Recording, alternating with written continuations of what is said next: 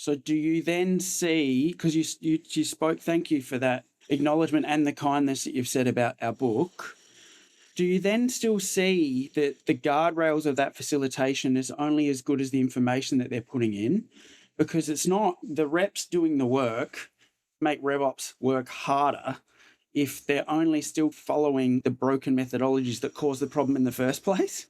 So, for example, if they're not spacing out to say this is segmented by time, this is what they've said about the incumbent, this is what it's going to take to win, and that's not spanned in an architecture across the organization, you're only as good as the information that you can read and perceive, but the rest of the organization is only as good as that information that you can then disperse. But if the organization is still not operating from the right catchment of that account intelligence, they're pushing shit uphill.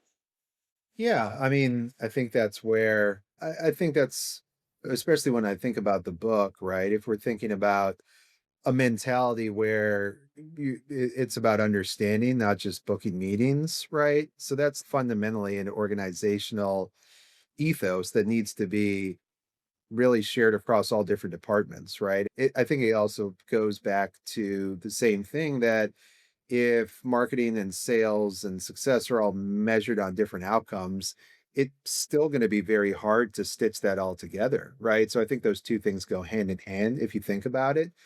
But the idea of who your current vendor is, what do they want to improve, and when does the contract end?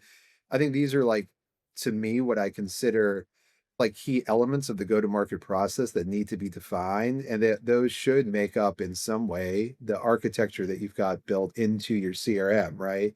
If we're thinking about what are your operationally required properties, right? Like when we just think about what data does your engine need to run that always needs to be updated, that always needs to be fresh, that always needs to have something in it, then those are conversations when we talk about strategy before systems that have to happen upstream, right? It can't be something that you shoehorn in. And then on top of that, you have half the team running the challenger methodology and the other half running something completely different.